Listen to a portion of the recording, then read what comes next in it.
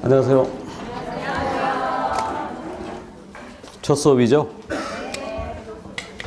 저는 한민우라고 합니다. 반갑습니다. 왜요? 처음 뵙는 분들 있을 것 같아서요. 자, 차진도 나갑니다. 우리 2차 과목에 속해 있는 공인인규사법입니다. 공시법령을 빼오신 분은 책 갖고 오시고, 그 교재 32쪽 수부터 보겠습니다. 공인인규사 제도.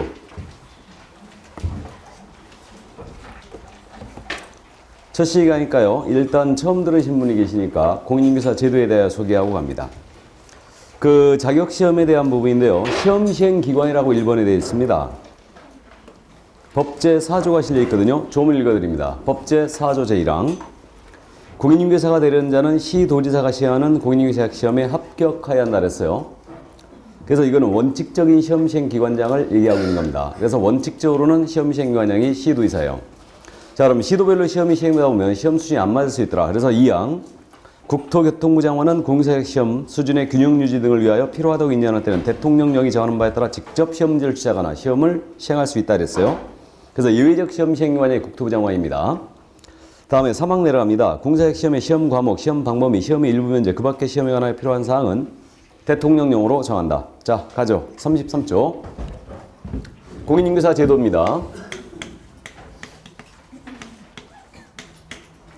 시험 시행 기관에 대한 내용이 나와 있거든요. 원칙이 시도지사다. 그래서 시도지사가 시행하는 공인인규사 시험에 합격해야 한다 그랬어요. 그래서 이거 시험 수준이 안 맞을 수 있기 때문에 우리 국토부 장관입니다. 이자가 직접 시험을 시행하나 시험 문제를 출제할 수 있습니다. 그래서 국토부 장관 시험을 직접 시행을 하기 위해서는요. 공인인규사 정책심의위원회가 있는데 여기 의결을 먼저 거치게 되어 있습니다. 그러면 이들이 직접 현재 시험을 시행하는 게 아니에요. 위탁하여 시행하고 있는데 지금 위탁시행처, 우리 협회가 위탁하여 시행할 수 있죠. 그래서 공인인규사협회가 위탁시행이 가능하고요. 공공기관의 운영에 관한 법률에 따른 공기업 또는 준정부기관이 있죠. 여기서 위탁시행이 가능합니다. 그래서 공기업은 토지공사를 염두에 둔 거고 준정부기관은 산업인력공단을 염두에 둔 건데 산업인력공단에서 현재 위탁시행을 하고 있는 겁니다. 이렇게. 협회로 시험이 위탁되면 어려워진다고 쉬워진다고? 어려워질 것이다. 기득권을 가진 분들이기 때문에 어려워질 거라고 생각합니다. 그 시험 제도가 바뀐다면서요. 공고 나온 거 보셨어요? 27일 날 시험 공고가 나왔는데 내년서부터는 장기간 여러분들한테 해당 사항 없죠. 장기간 이 시험 계획을 갖고 계신 분들은 참고하시는데 내년 오늘은 많이 나오셨네. 지난주는 별로 안 나오시고 오늘 첫날이니까 이제 계약했으니까 그랬구나. 지난주는 계약 안 했던가요? 방학이었나? 그래서 안 나오신 건가? 나왔다 안 나왔다 하면은 반드시 내년에 하신다고 그랬죠. 예, 다시 내년에 꼭 하시는데 어쨌든 내년 계획을 세우고 계신 분들은 참고하시는데 내년은 2차가 나눠서 시험을 본다면서요. 나눠서 2차를 논스톱으로 지금 2시간 반을 보잖아요. 2차를. 근데 그걸 한번 쉬고 보겠다. 시험 과목이 바뀌는 게 아니고 훨씬 유리해진 거죠. 대신 이제 뭐를 좀 먹어야죠. 시험을 보나 쉬고 보니까 이제 2차를 논스톱으로 2시간 반을 봤는데 너무 오래 걸리니까 보고 공시세법을 보고 공법을 다시 본다든가 그렇게 보겠다는 얘기예요. 그리고 지금 시험 기준일이 우리 세부공고 나올 때까지 7월 중순까지 시행되는 법으로 시험을 본다고 그랬죠? 그러니까 법이 계속 개정되고 있잖아, 지금. 그러니까, 세부공고 7월 중순까지 개정되는 법으로 시험을 보게 돼 있어요, 현재. 근데 내년서부터는 시험 시행일까지 시행되는 법으로 시험을 보겠다. 그러니까 판례 같은 거 바로 해야 돼. 이건 안 좋아진 거죠, 지금. 그러니까 이제 최신 판례까지 다 내겠다, 이 얘기죠. 물론 이제 개정된 내용은 잘 출제 안 할 겁니다, 그렇게 되면. 출제자들도 그런 거 피곤해요. 그러니까 어쨌든 내년서부터는 그렇게 바뀐답니다. 2017년부터. 그러니까 장기간 수험 계획을 세우신 분은 참고하시고 일단 이 자리 한 60%는 내년에 해야 되잖아요, 지금. 너무 냉정한 얘기인가, 첫 시간에? 다 학교 가면 좋겠죠? 예. 자, 어쨌든 그래서, 현재 시험이 이렇게 돼 있습니다. 그러니까 중개법 시간에 빠지지 말라는 얘기예요. 내 들어오면서 기분이 확 나빠졌어, 지금. 예? 지난주에 통통 비어 있었는데, 또 첫 시간이나 다음 주 되면 또 빠져요, 또. 점점 빠져요. 그럼 인터넷을 끊어버려야지.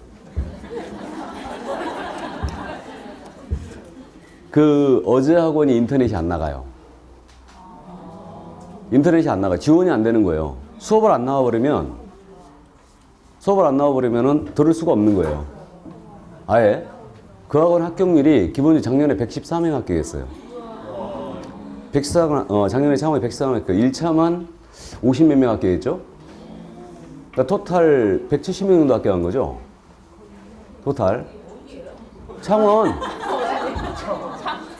어제 수업이 내 창원이잖아요. 합격률이 높아요. 안 나올 수가 없으니까. 오프라인에 와서 죽으나 사나 듣는 거 그냥. 이게 빠져버리면 빈자리가 없어 하나도. 역강행실로 듣고 있지 계속. 이게. 그래서 어쨌든 뭐 합격률이 높습니다. 어쨌든. 다음 주는 얼굴 잘 받아야지. 다음 주 또 누가 빠지나. 자, 그래서 시험시행기간 이 정도 이해를 해두시고요. 그러니까 인터넷으로 보면 집중력이 떨어져요.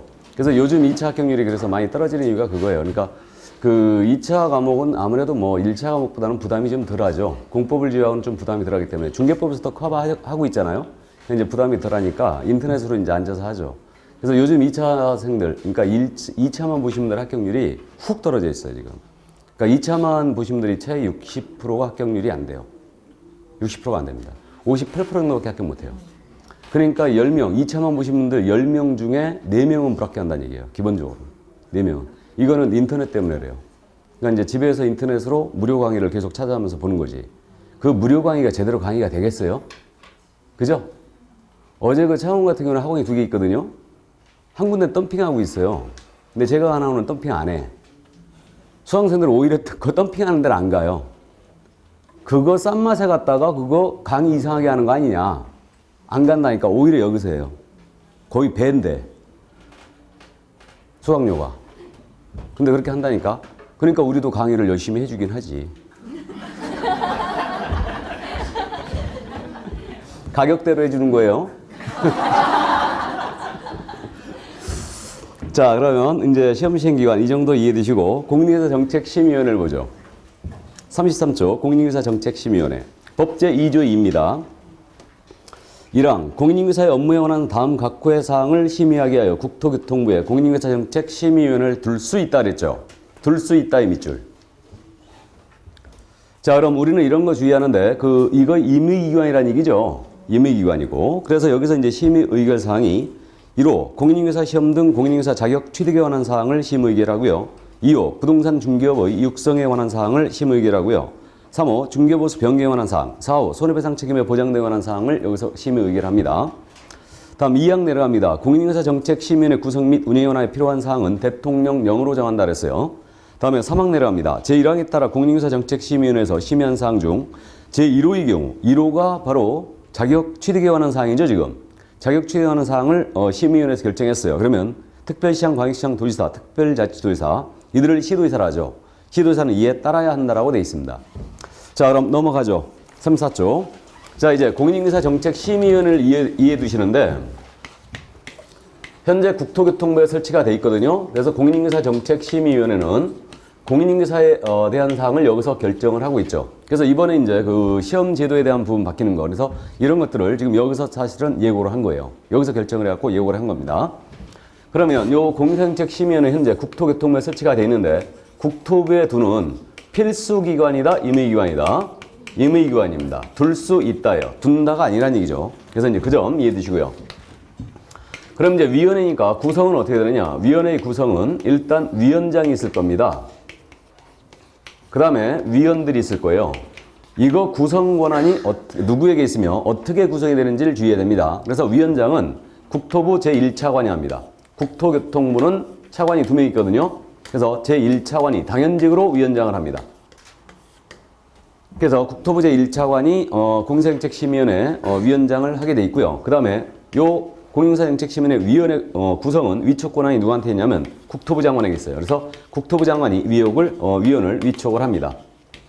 이때 이 위원회 수는요, 그 위원장 1인을 포함하는 거예요. 위원장 1인을 포함하여 7명 이상 11명 이내로 구성이 돼 있어요. 숫자 기억하시고. 그래서 이걸 나중에 이제 18로 기억할 겁니다. 7명 이상 11명. 둘이 합치면 18이죠. 그래서 18명으로 기억할 거고요. 그러면 이렇게 이제 구성하고 위원회 임기는 일단 2년으로 갑니다. 위원회 임기는 2년으로 간다. 그래서 여기서 이제 공인중개사에 대한 전반적인 사항을 심의를 하는데 일단 기본적으로 자격 취득에 관한 사항을 결정하고요. 중개보수의 변경 이런 사항들. 그래서 작년에 오피스텔 변경 그 보수 변경 사항을 여기서 결정했어요 다. 그 다음에 또 중개업 육성에 관한 사항이라든가 손해배상 책임의 보장 이건 보증을 얘기하죠. 현재 우리가 개인인 개업공사는 보증 설정 금액이 1억 이상이죠. 법인은 2억 이상입니다. 지금 처음 들으시면 나중에 나옵니다. 그래서 이렇게 되는데 그런 사항들을 만약에 올리면 여기서 다 결정한다. 그래서 이제 그런 사항을 여기서 결정하게 돼 있고 그러면 이제 그런 게 이제 심의사항이라는 거 참고 정도만 해 두시고요. 그 다음에 그 35쪽에 위원회 제척 기피 회피란 말로 와 있죠. 이거는 이제 참고사항인데요. 그 용어 해설에 써 있습니다. 제척이라는 것은요, 그 안건에 만약에 위원이 관련돼 있다. 그러면 법적으로 당연히 거기서 안건에 참여하면 안 됩니다. 이걸 제척이라고 그러고, 그 다음에 당사자는 위원이 만약에 안건에 관련이 돼 있잖아요. 그럼 당사자는 그 위원에 대한 기피 신청이라는 걸 할 수 있어요. 그래서 저 위원을 빼주세요 하고 이제 기피 신청할 수 있고요. 회피는 뭐냐면 위원이 제척 사유에 해당이 돼 있잖아요. 그러면 본인이 스스로 그 안건에 참여하지 말아야 됩니다. 이것을 갖다가 제척 기피 회피를 한다. 어쨌든 위원이 관련이 돼 있으면 거기에 참여하면 안 된다는 얘기죠. 바로 그 얘기입니다. 그래서 만약에 그 제척 사유에 해당해도 불구하고 그 안건에 참여했다. 회피하지 않았어요. 위원이. 그러면 국토부 장관을 해촉할 수 있어요. 이거. 위원에 대해서 해임할 수 있다는 얘기입니다. 자, 그럼 그 정도만 넘어가고요. 다음에 이제 심의위원회 운영에 관한 내용이 나옵니다. 그래서 당연히 심의위원회는 위원장이 회의를 소집하고요. 의장이 될 겁니다. 그렇게 되고요. 그 운영위원회 회의 개최는 일단은 재적 과반수의 출석으로 개의를 하고요. 출석의원 과반수의 찬성으로 의결을 하겠죠. 일단 그렇게 되고 그 다음에 양가로 3번에 있는 내용인데 위원장은 심의위원회 회의를 소집하려면 회의 개최 며칠 전까지 7일 전까지 7일 동그라미 쳐놓고 회의의 일시, 장소 및 그 안건을 각 위원에게 통보한다고 했어요. 다만 긴급하게 개최하거나 부득이한 사유가 있는 때는 전날까지 회의 개최 전날까지 통지할 수 있다 그랬어요. 자, 그러면 이거 위원장이 회의를 소집합니다. 며칠 전까지 통지하라고요? 7일 기억합니다. 이제 그래서 7일 전까지 회의 소집 통지를 하게 돼 있습니다. 다만 긴급 사유가 있는 때는 전날까지만 통보하면 돼요. 자, 그래서 7일이다. 7일 전까지 회의 소집을 통지한다. 그 다음에 이제 여기 출석한 위원에 대해서는요, 여비와 수당을 지급할 수 있습니다. 이 정도. 공인중개사정책심의위원회 이 정도만 이해를 해두고 합니다. 자, 이제 내려갑니다. 응시결격자가 나오고 있네요. 이 응시결격자는요, 이해를 꼭 해두셔야 되죠. 다음 주에 공부하는 내용과 연결됩니다. 그럼 시험을 누가 못 보느냐 바로 이 문제인데 현재 시험을 못 보는 자는 2명이 있더라. 공인중개사 자격을 취소당했습니다. 이 자는 몇 년간 응시 못합니까? 3년간 응시를 못하고요. 그 다음에 컨닝하다 걸렸어요. 시험 부정행위자죠. 시험 부정행위자는 몇 년간? 5년간. 그래서 일단 숫자 기억을 해주시고요. 그러면 자격 취소받고 3년이 경과되지 않은 자와 시험 부정행위자로서 5년이 경과되지 않은 자만 시험을 못 보더라. 나머지는 다 봅니다. 나머지는. 그러면 우리 대한민국 국적이 없는 외국인입니다. 응시할 수 있다 없다? 있다. 중개시장은 전면 개방되어 있습니다. 외국인 당연히 자격 시험 볼 수 있고요. 다음에 미성년자입니다. 미성년자 몇 세 미만? 19세 미만이다. 만 19세 미만이 바로 미성년자다. 그러면 이자 응시할 수 있나요? 네. 있습니다. 그 다음에 이제 전과 사실이 있네요. 응시할 수 있나요? 네. 있다. 그러니까 우리는 전문 자격증이기 때문에 시험 볼 능력이 있으면 시험을 다 봐라 이거죠.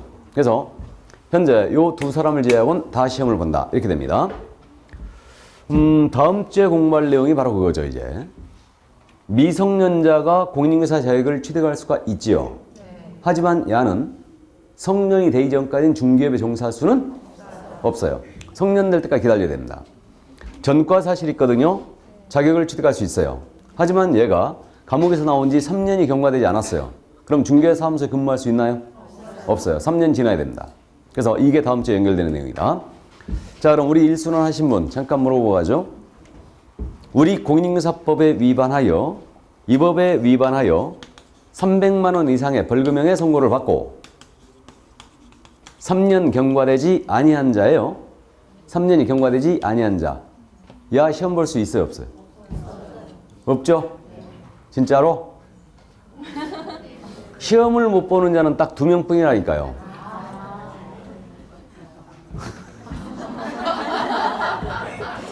시험 볼 수 있죠? 예, 시험 볼 수 있어요. 그러나 이 기간 동안 중개업 종사는 금지예요. 그럼 우리 법 위반의 집행유예 기간 중인 자예요. 집행유예 기간 중인 자도 시험 볼 수 있죠. 하지만 집행유예 기간 동안은 중개업 종사할 수는 없는 거죠. 이해되십니까? 그래서 다시 한번 기억을 살려놓으시고, 자, 그럼 그 정도 이해되시고요. 자, 나머지 또 뒤에서 이제 공부했었는데, 자격 취소당한 자 3년 동안 시험을 못 봅니다. 야는 이거 동네방네 소문 다 나게 돼 있죠. 그러니까 여기 대전광역시장에 자격을 취소당했는데 제주도 가서 시험 보면 안 되잖아요. 그러니까 자격을 취소한 시도지사는 이 사실을 국토교통부 장관에게 보고해야 돼요. 보고해야 되고 다른 시도에 통보도 해줘야 되죠. 왜? 다른 데 가서 시험을 못 보게 하려고. 자격 취소한 시도사는 이 사실을 국장보고 다른 시도 통보한다. 요게 날짜가 있었어요. 5일, 7일, 10일. 셋 중에 5일. 5일. 기억 다시 살리세요. 5일. 우리 과목의 유일무이한 5일입니다. 자격을 취소하면 5일 내 국장 보고하고 다른 시도에 통보해줘야 돼요. 왜? 다른 데서 시험을 보면 안 되니까. 5일 내 소문을 다 낸다. 그럼 자격정지 처분 시에는 5일 내 국장 보고할 일이 있어요, 없어요? 없습니다. 주의하세요. 기억을 하세요. 일단. 그래서 나중에 다시 나오죠. 자격을 취소한 시도사는 5일 내 국장 보고와 다른 시도 통보한다. 이 점 이해해 두시고. 그럼 시험 부정이자. 이자도 그럼 대전광역시에서 부정의로 적발이 됐습니다. 이자가 제주도 가서 시험 보면 안 되죠. 그러니까 마찬가지 이자 동네방네 소문 다 내죠. 그러니까 시험 시행 기관장이 다른 시험 시행원에 모두 통보하게 돼 있어요. 다 통보돼 있고. 이자는 부정행위 처분을 받는 날부터 5년간 응시약을 정지합니다. 이거. 자, 그래서 이 정도 이해를 해둡니다. 그러니까 어쨌든 이들은 응시자들은 동네방네 소문을 다 낸다. 다만 자격 취소에는 날짜가 있어요. 자격 취소한 시는 5일 내 국장보고 다른 시도 통보한다. 또 자격 취소한 자는 자격증 반납해야 되죠. 이건 기억나시죠? 며칠 내 반납하라? 7일. 7일 내 반납해야 돼요. 자격증 반납해야 됩니다. 자, 그래서 응시 결격 여기까지 기억을 해두시고 이제 시험의 시기로 넘어가 볼까요? 자, 시험의 시기는 매년 1회 이상 시행한다라고 되어 있네요. 매년 1회 이상 시행을 한다. 다만 부득이한 사유가 있는 때는 공사정책 심의위원회 의결을 거쳐 당해년도 시험을 치르지 않을 수 있습니다. 당연한 얘기죠. 뭐. 그래서 1회 이상 시행한다. 이렇게 돼 있는데 우리 자격시험 1회가 1985년도 9월 22일 날 있었습니다. 이때 있었어요. 1회 시험이. 그럼 현재 우리가 대비하는 시험이 몇 회? 27회죠. 그럼 27회 시험은 2016년도 시험입니다. 지금. 얻는 계산은 30년이 넘었죠. 지금. 그죠? 근데 지금 현재 30회가 넘어가지 않았습니다. 그럼 결국 시험을 2년에 한 번 치른 적이 있다는 얘기겠죠? 그 얘기입니다. 그래서 7회, 8회, 9회, 95, 97, 99는 2년에 한 번 치렀고요. 이때는 상대평가였습니다. 이때는 상대평가였어요. 그래서 지금은 매년 절대평가로 가고 있는 겁니다. 그래서 협회 쪽에서 지금 현재 상대평가 주장을 엄청 많이 하고 있는 걸로 알고 있어요. 상대평가를 하자. 한 적도 있지 않느냐. 해갖고 이제 인원수 대비 이 인원수 제한해갖고 뽑자. 그런 주장을 많이 하고 있는데 선거라 안 되죠. 말이 안 되지. 어쨌든 그래서 현재 이렇게 돼 있습니다. 다만 현재 시험은 매년 1회 이상 시행한다 이렇게 돼 있죠. 시험을 1년에 2번 치른 적이 있나요? 없나요? 있어요. 있죠. 15회 추가 시험과 15회 추가 시험과 16회 시험. 이게 2000년도에 같은 해 있었어요. 그래서 15회 추가 시험은 2000년도 5월 달에 있었고 그다음에 16회 시험은 그해 10월 달에 있었습니다. 자, 그럼 그 정도 이해를 해두시고요. 자, 이제 내려갑니다. 시험의 방법이 나오고 있는데 요 시험의 방법은 현재 1차와 2차로 나눠져 있다는 걸 알고 있거든요. 그럼 이제 우리는 시험에 지금 대비하고 있으니까 이게 구분 시행의 원칙이냐 동시 시행의 원칙이냐 1, 2차 구분 시행의 원칙이에요. 이게 원칙입니다. 그럼 구분 시행한다는 얘기는 무슨 얘기냐면 1차 시험을 보고 1차 합격자를 대상으로 2차 시험을 시행한다는 얘기예요. 그러니까 1차를 보고 나서 1차 합격자를 대상으로 2차를 본다. 이게 구분 시행입니다. 이게 원칙이라는 얘기예요. 우리 옆에 주택관리사가 그렇게 보고 있죠 지금. 주택관리사 7월 달에 1차를 보잖아요. 합격자를 대상으로 2차 시험을 9월 달에 보잖아요. 그렇게 하고 있어요. 그래갖고 주택관리사 2차 선생들이 강의를 다 그만뒀지. 2차 수업이 되겠어요? 1차 하기도 바빠 죽겠는데? 그러니까 주택관리사 2차 선생님들이 다 그만뒀어요. 강의를 그만뒀습니다. 1차도 죽으려고 그래. 7월 달에 끝내고 할 일이 없잖아요, 지금. 시험일 7월 달에 보고 1차를 보고 11월 달에 개강을 하면 그 4개월 동안 공백이 생기잖아요. 강사 구하기가 힘들어요, 강사 구하기가. 어쨌든 그래서 우리도 뭐 1, 2차 나눠놓으면 그만해야지, 이제. 그죠? 나눠놓으면 그만해야지. 2차 수업이 되겠어요? 안 되지? 안 됩니다, 이거. 자, 그래서 어쨌든 1, 2차 구분 시행의 원칙이다. 이렇게 돼 있고요. 그러면 1, 2차를 구분 시행할 때 어떻게 하느냐? 1차 시험의 방법은 선택형을 원칙으로 하고 주관식, 단답형, 기입형을 가미할 수 있다고 돼 있고 2차 시험은 논문형을 원칙으로 하고 주관식, 단답형, 기입형을 가미할 수 있다. 이렇게 돼 있어요. 이게. 그럼 구분 시행할 때는 논문형이 2차는 원칙이라는 얘기죠. 이 얘기입니다. 실제로 계약서 확인서면 써봐라. 이렇게 문제를 낼 수 있다는 얘기죠. 이게. 근데 구분하되 1, 2차를 구분하되 동시에 시험을 시행할 수 있죠. 이때는 1차 시험의 방법으로 시험을 시행한다. 이렇게 돼 있어요. 그러니까 현재 1, 2차를 같은 날에 보면서 1차 시험의 방법인 선택표로 보고 있고요. 주관식은 낸 적이 있다고요? 없다고요? 없다 했습니다. 그래서 모두 오지선다형으로 문제가 나오고 있는 겁니다. 그래서 1회서부터 지금 26회까지 모두 동시에 시행했습니다. 다른 날 본 적이 없었어요. 이거. 그럼 지금처럼 시험을 같은 날에 볼 때 이런 문제가 생길 수 있어요. 1차 과목의 이제 과락입니다. 과락. 과락이라는 거 따지는데 과락이 몇 점 미만이에요? 40점 미만이죠. 딱 40점 맞으면 과락 아닙니다. 한 과목도 만약에 37.5점이 나오면 이건 탈락이에요. 무조건 탈락이고. 그럼 1차 과목을 50점 맞았다. 평균 50점 맞았습니다. 합격이다. 50점 맞고 2차 과목은 평균 70점을 득점했어요. 그러면 이거 합격이다. 불합격이다. 불합격이죠. 그러니까 2차의 남녀수 1차에 못 불린다는 얘기죠. 이 얘기고.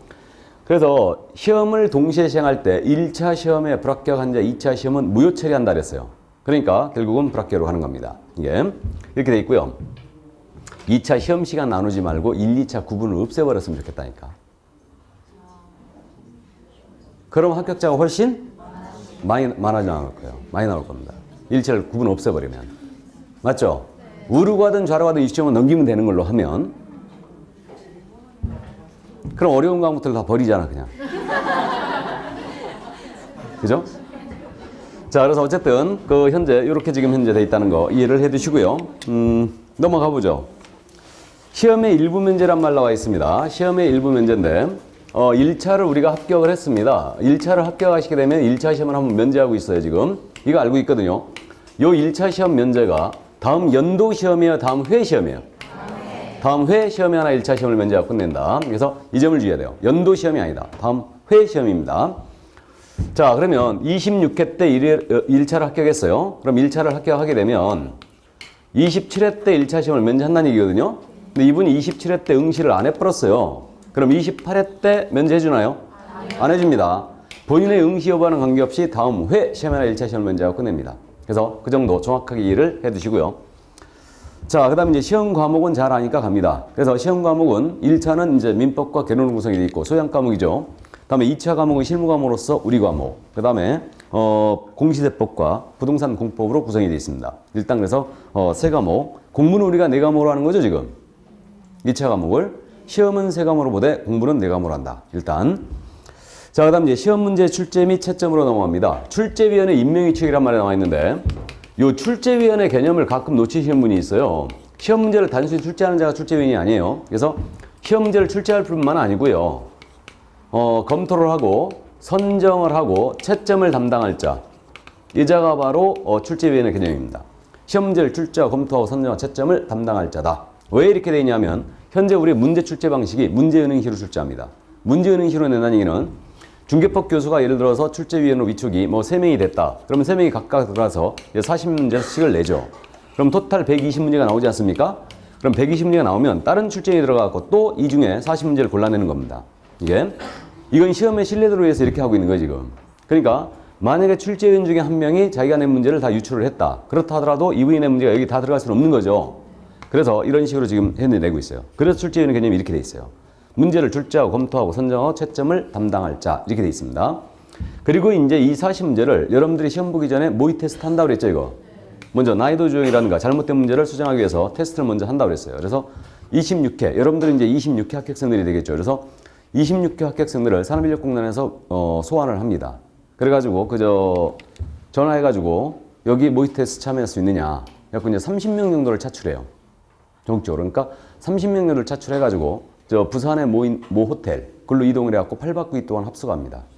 그래갖고 이제 시험 보는 날 그들은 나오겠죠. 일단. 그래서 우리 학원에 간 적이 있다고 그랬죠. 25회 합격생인가? 24회 합격생인가? 이제 기억도 안 나네. 그래서 간 적이 있어요. 그래서 어쨌든 그 모의 테스트를 이렇게 이제 해갖고 지금은 문제가 아주 정교해요.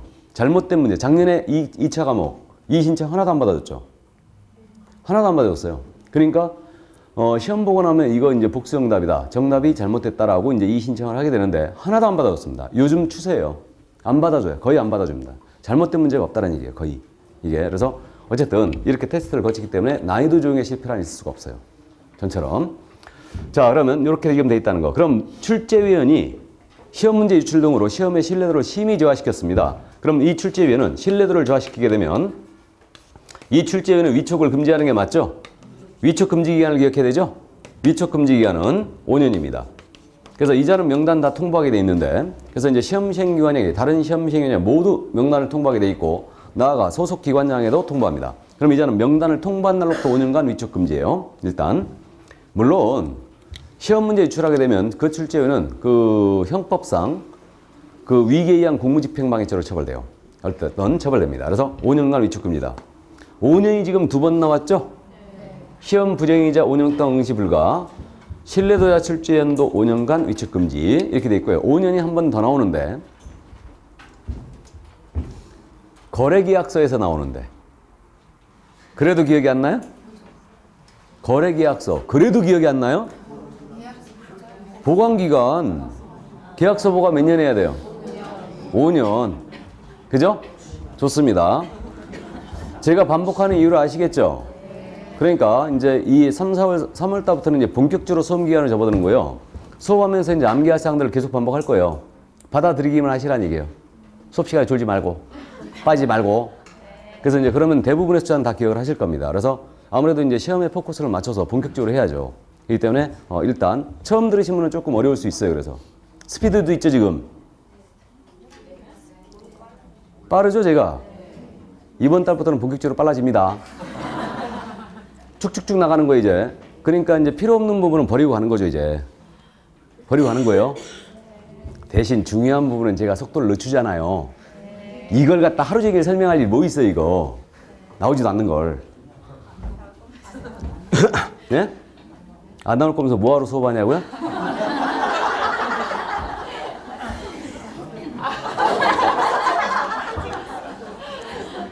얘기 나왔으니까 그럼 2차 과목에서 우리 과목을 60점 맞았어요.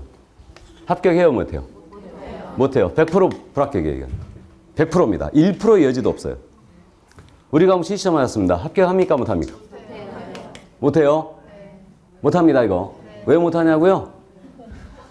2차 과목이 지금 현재 우리 공인인사법이 있고 공시세법이 있고 공법이 있잖아요. 우리 과목이 상대적으로 편하다는 거 쉽다는 걸 느낍니다.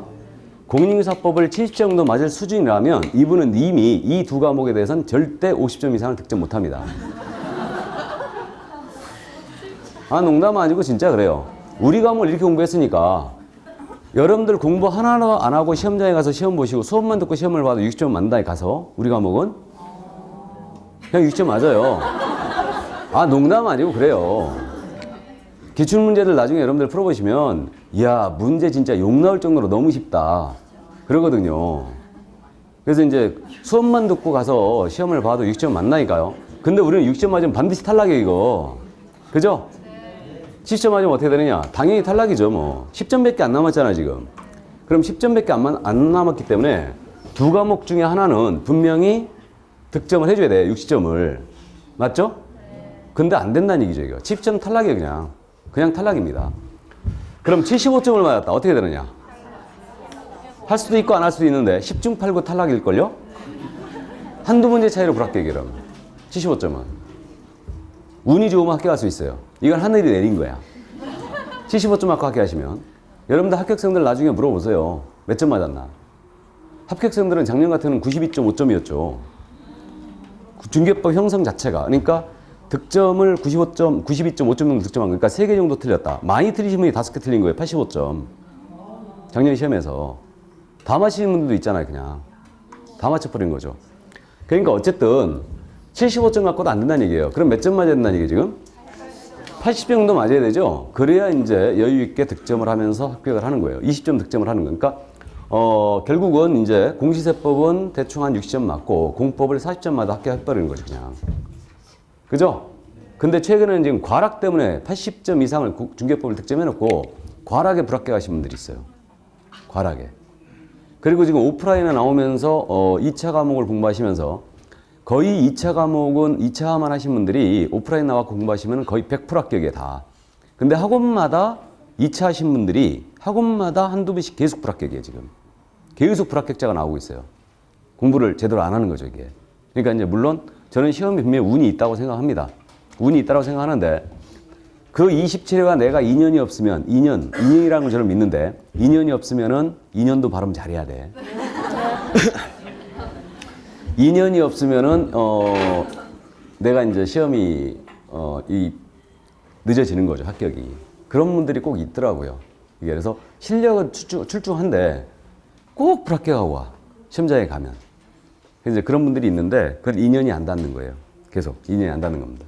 어쨌든 그래서 그럼 80점 이상 득점해야 된다는 얘기죠. 그래야 이제 2차 과목 넉넉히 통과하는데, 그래서 대다수 수험생들은 80점 이상 득점을 합니다. 득점을 하고 이제 합격을 하시는데, 그러니까 그러면 저는 수업을 몇 점 이상 해드려야 돼? 네? 90점 이상을 해드려야죠. 그래야 여러분들이 시험장에 가서 80점 이상 득점하시고 올 거 아니에요. 그러자면 이 교재에 있는 내용 모두 다 해야 돼, 안 해야 돼? 다 해야 되죠. 나도 공법이나 공시세법처럼 뭐 6점 정도 한다면 이거 갑시다, 그냥 슬슬 웃어가면서 그냥 한다니까, 수업을. 그러니까 해야 돼, 안 해야 돼?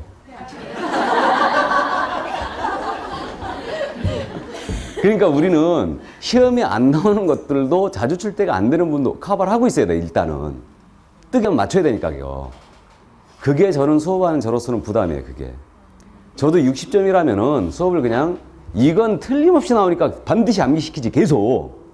틀림없이 나오니까.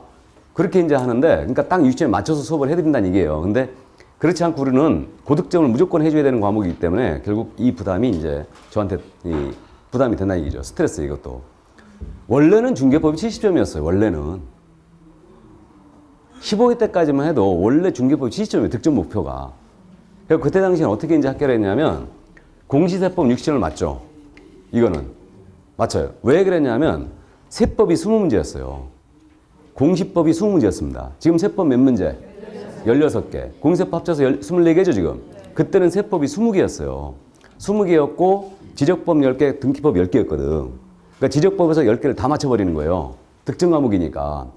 그러니까 지적법은 중개법처럼 득점 과목입니다, 그는. 그러니까 지금 12개인데 그건 거의 다 맞춰야 돼. 다 맞춰야 됩니다. 그 다음에 이제 세법에서 반타작 정도 하고, 등기법에서 반타작 정도 하는 거예요. 그럼 딱 60점을 맞추는 거예요, 그냥. 공법에서 50점을 득점한다. 그래가지고 중개법 70점. 그래가지고 딱 60점에 맞추는 거예요, 이게. 그렇게 했었는데, 이게 어느 날 갑자기 80점으로 쑥 올라가고, 이게.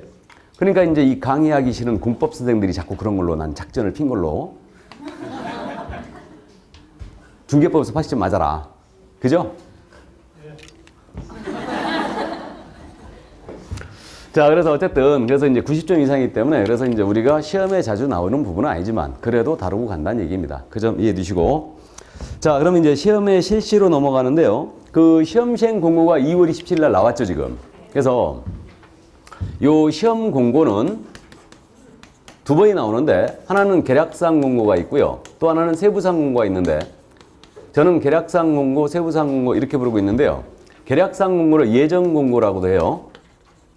산업일공단은 예정 공고라고 그러죠. 그 다음에 세부사항 공고는 확정 공고라고 그래요. 산업일공단은 이렇게 부르고 있는데, 계략사항 공고는 시험의 일시와 시험 방법을 매년 2월 28일까지 하게 돼 있어요. 매년 2월 28일까지. 그래서 지난 2월 27일 날 나온 거예요, 이게. 나온 겁니다. 그래서 이때 시험의 일시 방법이 이제 공고가 됐죠. 시험의 일시는 10월 29일. 우리가 이미 알고 있었죠? 이미 알고 있었고, 시험의 방법은 1차와 2차를 동시에 시행하는 걸로. 일단 그래서 이렇게 지금 현재 공고가 된 겁니다. 그래서 이 공고가 되면서 2017년도 시험 이것에 대하여 일단 미리 예고를 해놓은 거예요 지금 이게. 그래서 우리가 원래가 작년서부터 지금 현재 우리가 시험을 토요일 날 보는 거죠. 25회까지는요 일요일 날 봤죠. 그러니까 10월 넷째 주 일요일 날 시험을 봤는데 그 작년서부터 26회서부터 이제 토요일 날로 바뀐 거예요 시험이. 그래서 여러분들이 이제 시험이 토요일 날 보게 되는 겁니다. 그나마 이제 이게 10월 또 원래 10월 24일이나 23일쯤 봤었거든요. 그래갖고 우리가 그나마 일주일은 좀 쉬고 강의를 출발했는데 올해는 10월 29일 날 토요일이잖아요. 30일 날 일요일이잖아요. 31일 날 월요일이죠. 11월 1일이 화요일이에요. 바로 개강이에요. 우리는 2차 과목 개강 안 했잖아요. 11월, 12월 때. 그죠? 공법만 12월 달에 한 걸로 알고 있는데. 그래서 이제 수도권은 일제히 다 개강이에요. 다 개강입니다. 그래서 이제 11월, 12월을 먼저 거치고 가죠. 그래서 이제, 뭐 나중에 가면 거의 비슷해지는데 지금은 수업이 차이가 있어요. 그러니까 이제 제가 수업을 창원하고 우리 대전은 달리해요. 약간. 수도권하고. 달리합니다. 수도권은 이렇게 하면 안 되지, 지금. 쭉쭉 나가야지, 이제. 벌써 3바퀴째 돌고 있는데. 그잖아요? 이런 얘기 할 틈이 어딨어. 이거 아시죠? 그러면서 그냥 훅 가버리는 거지, 그냥. 이거. 그래서 이제 그렇게 되는데, 어쨌든 근데 뭐, 똑같아집니다. 나중에 가면. 똑같아지는데. 그래요. 그래서 이게 올해는 쉬지도 못하고 그냥 바로 가게 생겼다니까, 이거. 이게 사는 게 아니야, 사는 게 아니야. 자, 그러면 이제 세부 확정 공고 다시 하는데, 이 확정 공고는 시험 시행정 90일이라는 걸 이제 기억해 보자고요. 시험 시행정 90일까지 하게 돼 있어요.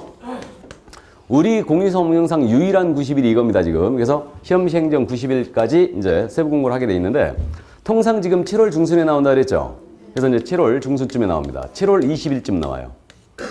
이때쯤 이제 세부 공고가 나옵니다. 그래서, 세부 공고가 나오면 이때까지 시행되는 법으로 우리는 시험을 본다. 일단은. 그럼 이 이후에 개정된 것들, 이 이후에 나온 판례들은 시험법에서 벗어나는 거죠. 일단. 그래서, 그렇게 돼 있다는 거. 이때는 시험의 일시, 방법, 다음에 이제 어디서 출제할 거냐, 주로. 이제 특히 뭐 개론 같은 거 정해주고요.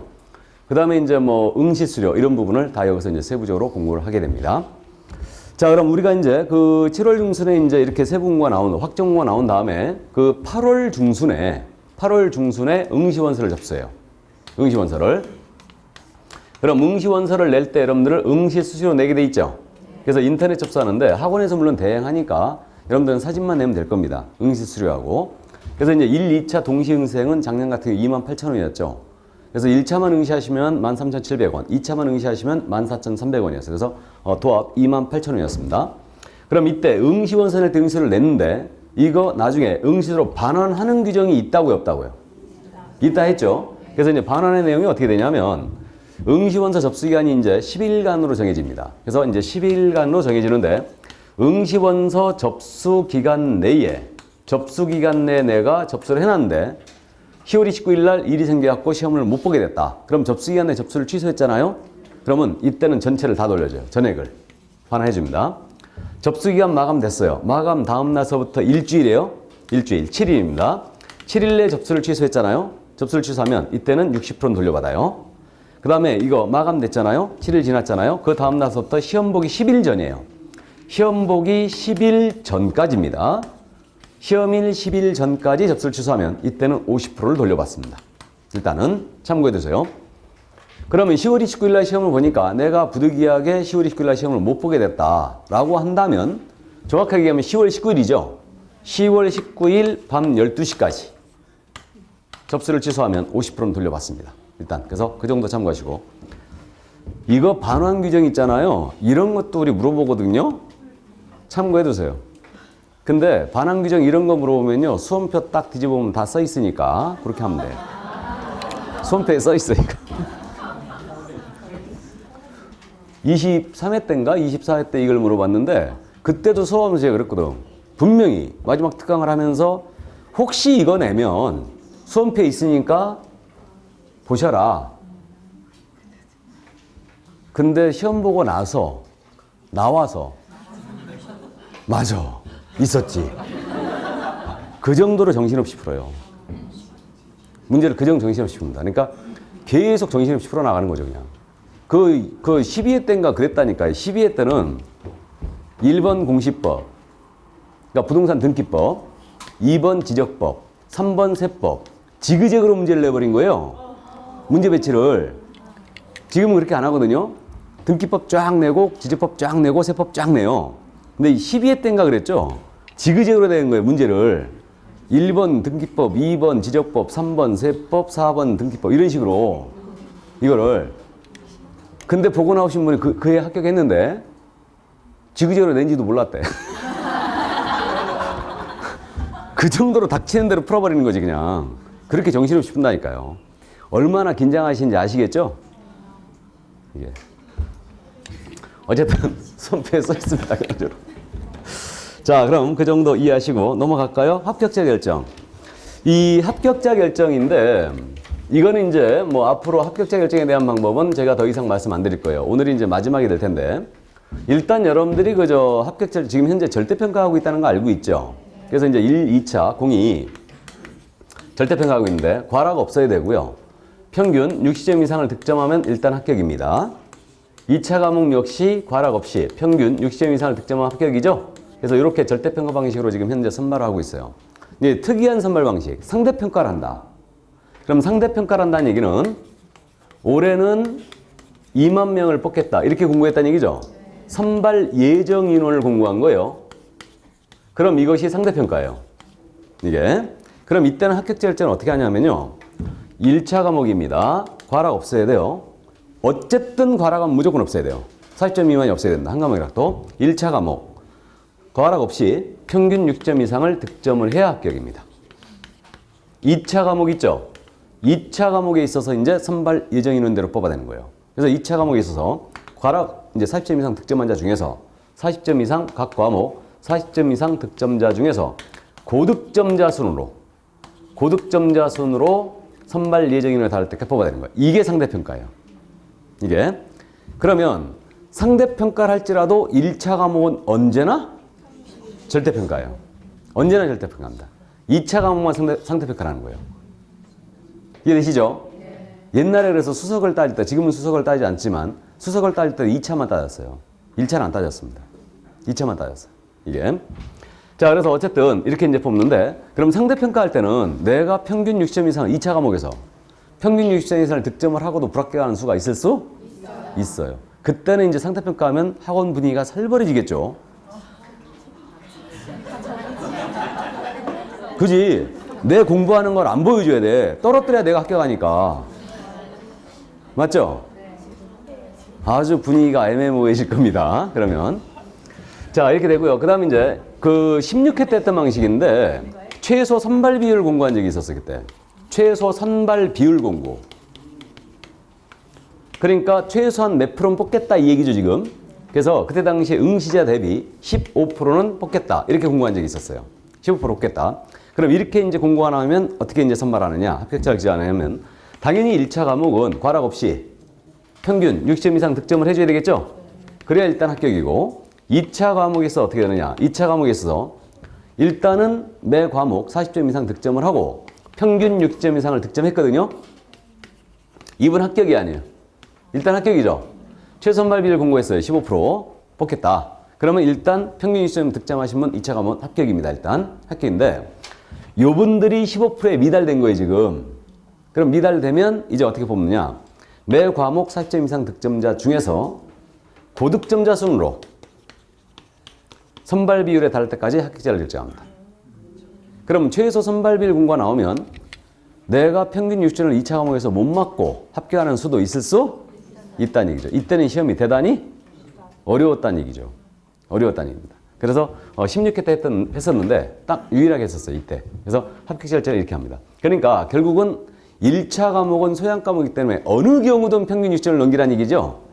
2차 과목에 있으면 이렇게 상대평가하든 절대평가하든 이렇게 하는 겁니다. 이게. 자, 그래서 그 정도 이해를 해 두시고요. 그 다음 이제 자격증 교부로 내려갈까요? 그 합격자 결정 공고라고 돼 있죠, 지금. 그래서 이제 여러분들은 10월 29일 날 시험을 보고 우리 합격자 공고가 11월 30일 날 나올 거예요. 그래서 11월 30일 날 합격자 공고를 이제 하는데 그럼 이때로부터 자격증은 1월입니다. 1월 내 교부하게 돼 있어요. 1월 내 교부한다. 그럼 여러분들 같은 경우는 대전광역시장에 받는 거죠. 대전시장에게 자격증을 받으시는 겁니다. 그래서 내 주민등록지가 대전광역시에 있다. 그러면 내 주민등록지 관할 시도지사가 자격증을 교부해요. 그러면 내가 어디 가서 중개받았느냐는 관계없죠. 관계없고 이때 내 자격에 대한 취소권은 오직 대전광역시장. 그러니까 교부한 자에게만 있습니다. 일단 이해를 해두세요. 자격 취소권은 정지권은 무조건 교부한 자에게만 있다. 몇 달 내에 준다고요? 1월이에요. 그래서 1월 내 자격증을 교부하게 됐다. 숫자 기억해 주시고요. 이때 자격증 교부할 때는요. 자격증 교부대장이 있거든요. 요 자격증 교부대장에다가 이걸 기재하고 교부를 하게 돼 있습니다. 그래서 자격증 교부대장은 특별히 불가능한 사유가 없다면 전자적 처리 가능 방법으로 관리하라 했으니까 온라인화 시키라는 뜻으로 이해됩니다. 이거는. 그래서 자격증 교부대장 여기다 기재하고 1월 내 자격증을 교부한다. 그럼 자격증을 갖고 오다 분실했다. 그럼 재규 신청할 수 있겠죠. 그러면 이때는 수수료 내게 돼 있습니다. 그래서 자격증 재규 신청 수수료가 있죠. 자, 그럼 여기까지 이해해 두시고 넘어가 볼까요? 자격증 대여 등의 금지란 말 나와 있죠. 42쪽에 자격에 대한 권리를 넘긴다. 이걸 양도라고 그러죠. 빌려준다. 이걸 대여라 합니다. 자격증 양도 대여는 당연히 금지입니다. 당연히 금지고 이때 대여와 동일시되는 행위가 더 있다는 걸 주의해야 되죠. 우리 공인중개사가 말이에요. 다른 사람으로 하여금 자기의 성명을 사용하여 중개 업무를 하게 합니다. 이거 대여와 똑같다고 그랬죠? 그러니까 갑 공인중개사가 있는데 이자가 을로 하여금 자기의 성명을 사용하여 중개 업무를 하도록 해주는 겁니다. 그럼 갑이 을한테 자격증 대여한 거 똑같죠 이거? 그러므로 같이 다니는 걸 이해해 주시고 그럼 양도되어 다른 사람의 성명 사용하여 중개 업무 하겠다. 여기에 걸리면 이 자격 취소해야 되겠죠? 자격을 취소합니다. 자격을 취소하게 돼 있고요. 취소권은 물론 교부한 자격이 있고 그 다음에 이제 형사처벌을 받아요. 1년 이하의 징역 또는 1,000만 원 이하의 벌금에 처합니다. 1년에 1,000, 1년 이하의 징역 또는 1,000만 원의 벌금 1-1입니다. 이때는 자격 취소 1-1이다. 그럼 자격 취소한 자는 3년간 응시를 못하는 거죠. 그렇게 됩니다. 그래서 일단 그렇게 되고요. 자격 취소하면 7일 내 자격증 반납하게 돼 있어요. 그래서 양도되어 자격 취소라는 거 이해해 두시고 그러면 자격증을 무상으로 빌려줬습니다. 양도되어 피할 수 있나요? 없죠. 그러니까 유무상을 따지지 않습니다. 그러면 내가 자격을 취득했어요. 아버님께 중개사무소 열어드렸습니다. 이거 대여다 아니다? 대여다. 반드시 취득한 분이 직접 사무소에 출근해야 됩니다. 그래야 대여를 피해갈 수 있어요. 출근 안 하면 이건 뚝 떨어지는 대여입니다. 그렇기 때문에 그 점 이해두시고 다음에 이제 공인중개사 사칭 금지가 나오고 있죠. 우리가 공무원 사칭하면 안 되듯이 공인중개사 사칭 금지가 있죠. 그러면 공인중개사가 아닌 자는 공인중개사 또는 이와 유사 명칭을 사용하지 못합니다. 그래서 공인중개사가 아닌 자는 공인중개사 또는 이와 유사 명칭을 사용해서는 안 된다. 즉 일반인으로 하여금 공인중개사로 오인할 소지가 있는 명칭을 사용하면 안 된다는 얘기입니다. 그래서 이걸 쓰게 되면 자격 사칭이 돼요. 그래서 자격 사칭자에 대해서는 1년 이하의 징역 또는 1,000만 원 이하의 벌금에 처한다는 거. 제재를 위주로 기억을 해주시는데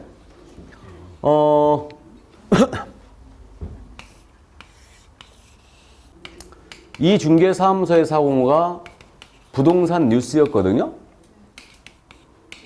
명함을 받고 다니는데 부동산 뉴스 그래갖고 자격증이 없대요. 근데 대표 해갖고 이렇게 받고 다닌 거예요.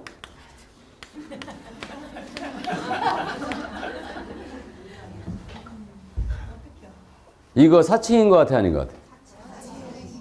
여러분들이 이 명함을 받았을 때 이분을 중개사무소 대표자라고 지금 돼 있죠? 네. 공인중개사로 오인할 소지가 있어요 없어요? 있어요. 그럼 사칭이에요. 사칭입니다. 그래서 자격증이 없는 분은 중개사무소의 대표자임을 나타낸 명함을 쓰면 안 됩니다. 맞죠? 그럼 이거 사칭으로 안 걸리려면 앞에다 이렇게 쓰면 돼요.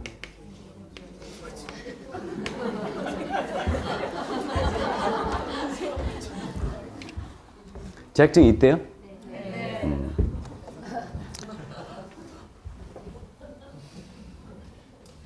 거기 43쪽 판례를 보죠. 3부 판례. 중개사무소의 개설 등은 공인사 또는 법인만이 할 수 있도록 정하여져 있으므로 중개사무소의 대표자를 가리키는 명칭은 일반인으로 하여금 그 명칭을 사용하는 자를 공인인증사로 오인하도록 할 위험성이 있는 것으로 공인인증사 유사한 명칭에 해당한다. 따라서 무자격자가 자신의 명함에 부동산 뉴스 대표, 밑줄 긋죠? 부동산 뉴스 대표라는 명칭을 기재하여 사용한 것은 공인인증사 유사한 명칭을 사용한 것에 해당한다. 유사한 명칭을 사용한 것에 해당한다. 밑줄. 핵심 포인트가 그거네요. 그럼 부동산 뉴스 대표 사건 사칭이었죠 이거? 네. 그렇게 기억하면 된다는 얘기예요. 그래서 일단 거기까지. 자, 그러면 이제 공인사 시험제도 다 봤습니다. 다 봤고 잠시 쉬었다가 총칙을 나가도록 하겠습니다. 잠시 쉬죠.